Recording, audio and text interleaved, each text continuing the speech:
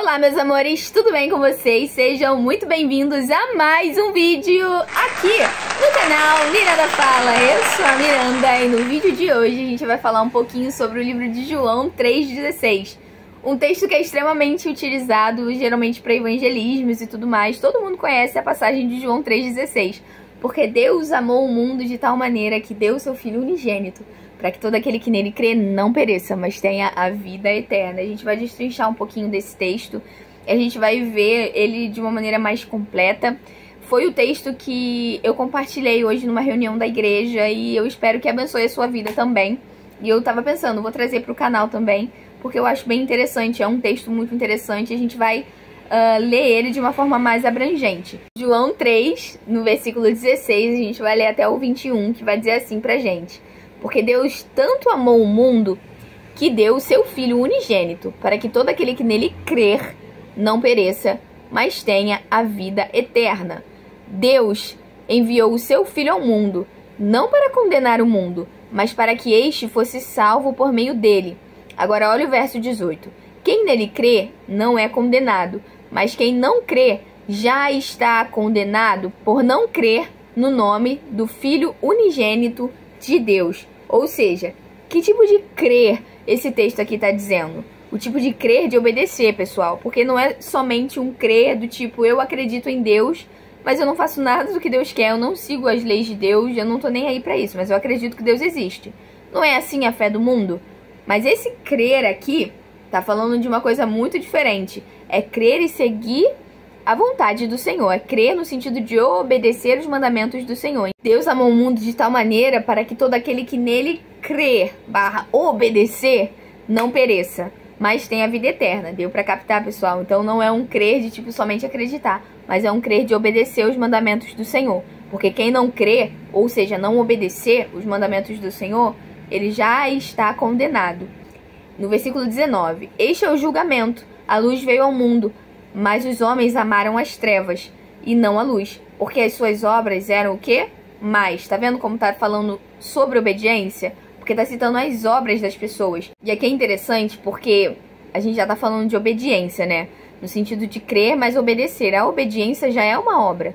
Eu tô aplicando uma obra sobre a minha fé. Ou seja, a fé sem obras é morta. Então eu tenho que ter tipo, a parte da fé interna dentro do meu coração, de acreditar que Deus existe, mas eu tenho que ter a prova viva disso, que são as obras. Então, a fé e as obras, elas andam lado a lado. E a obediência já é uma obra, uma boa obra. Ou seja, é a prova. Obedecer é a prova de que o Senhor, ele está frutificando dentro do meu coração.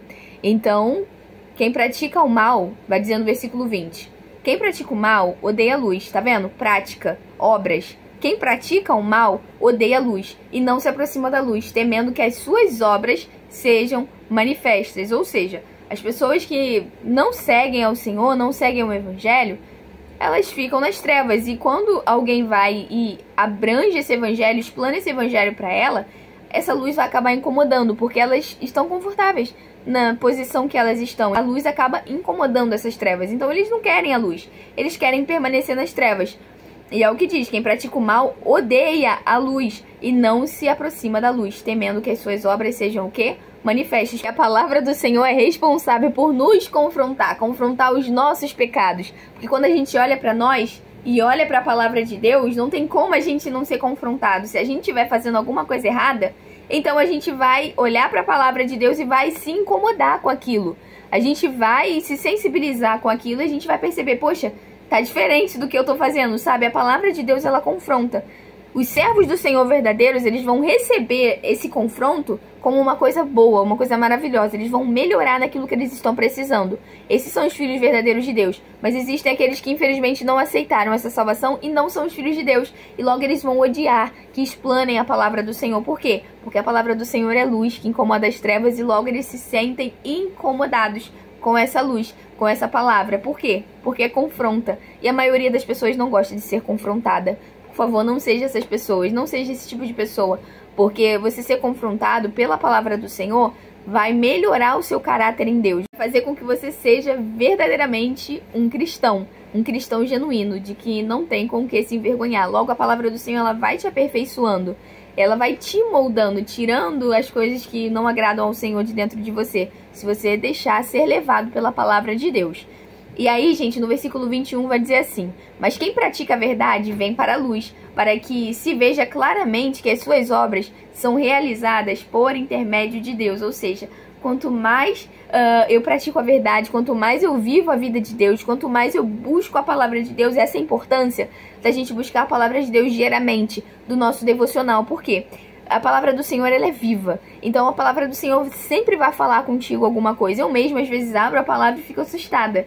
Eu fico pensando, meu Deus, eu passei por isso hoje e agora o Senhor tá falando no meu coração. Então é o teu relacionamento com Deus, a palavra de Deus. E quando você abre as Escrituras e você olha para a palavra de Deus, você sente mais desejo ainda de conhecer e prosseguir em conhecer ao Senhor. Porque você vai sendo aperfeiçoado pela palavra de Deus e logo você não tem mais do que se envergonhar. Porque logo quando você se aproxima da palavra de Deus, ela vai tirando, sabe, os carrapichos que existem em nós. E logo a gente não tem mais do que se envergonhar. E ali é somente nós e Deus, e a gente se aprofunda cada vez mais.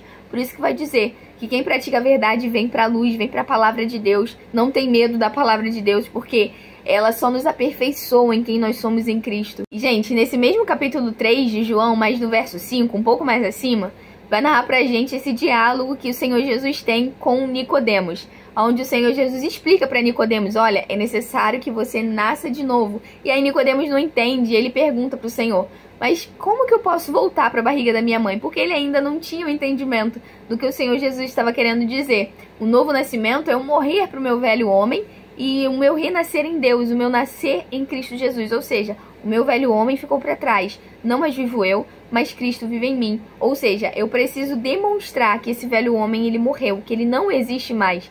E eu preciso viver a vida de Cristo. Obras, está totalmente relacionada às obras. Isso é obra, é viver para Cristo. É mostrar no meu cotidiano, no meu dia a dia, que eu sou uma nova criatura em Deus. A gente vai ler e vai dizer assim, João 3, verso 5 até o 8. Respondeu Jesus: digo a verdade, ninguém pode entrar no reino de Deus se não nascer da água e do Espírito. O que nasce da carne é carne, e como Paulo disse, carne e sangue não podem herdar o reino dos céus. Mas o que nasce do Espírito, esse é Espírito. Não se surpreenda pelo fato de eu ter dito: é necessário que vocês nasçam de novo. O que é o nascer de novo? É uma nova criatura que eu sou em Deus, novas obras. Agora eu frutifico não mais para o pecado, mas para Deus. Eu frutifico para a obra de Deus. O vento sopra para onde quer, você o escuta, mas não pode dizer de onde vem nem para onde vai. Assim acontece com todos os que são nascidos do Espírito. Ou seja, Deus amou o mundo de tal maneira para que todo aquele que nele crê, todo aquele que nasceu de novo, aquele que obedece os mandamentos do Senhor, tenham a vida eterna. Mas por outro lado, em contraponto, existem também aqueles que não vão crer no Senhor, que não vão ter o seu coração com uma boa terra para germinar a palavra de Deus. Inclusive, é uma parábola que eu quero trazer aqui pro canal. Tem até uma musiquinha da Aline Barros, que é a minha favorita dela, que ela fala do semeador, que ela fala assim: o semeador saiu a semear e levou as sementinhas para a terra cultivar. Ai, gente, eu amo essa musiquinha porque ela é bíblica, né? Ela vai narrar justamente a passagem dessa parábola das sementinhas, e eu quero trazer aqui pro canal, sabe? A minha oração pessoal a Deus é que Deus torne o meu coração uma terra fértil todos os dias pro Evangelho. Inclusive pro meu filho, eu oro pelo meu filho dessa forma: Senhor, torna a terra do coração do meu filho uma terra boa, uma terra saudável, para que a tua semente da palavra de Deus possa germinar no coração dele e ele faça a tua vontade, sabe? Que ele esteja não com tampões nos ouvidos, mas ele esteja disposto a viver a vida de Deus. Porque a gente pode pregar para todas as pessoas, mas a verdade é que Deus amou o mundo de tal maneira para que todo aquele que nele crê, infelizmente não são todos os que creem, mas aqueles que creem são chamados filhos de Deus e são chamados para viver a vida de Deus, e eles têm uma recompensa, que é a vida eterna que o Senhor Jesus veio nos trazer. Então eu espero que esse vídeo tenha edificado a sua vida em alguma coisa, de alguma forma. Espero que esse vídeo tenha abençoado a sua vida. Se você quiser, me segue nas redes sociais, tanto Facebook quanto Instagram, é a mesma coisa, tá aparecendo aqui embaixo. Não deixe de considerar se inscrever aqui no canal. A gente tem vídeo aí toda semana, então se inscreve aqui no canal, ative o sininho das notificações, assim você vai sempre ter a notificação quando um vídeo novo surgir. É isso, pessoal, um beijo, fiquem com Deus, Deus abençoe a vida de vocês, uma ótima semana e até o próximo vídeo. Tchau, tchau!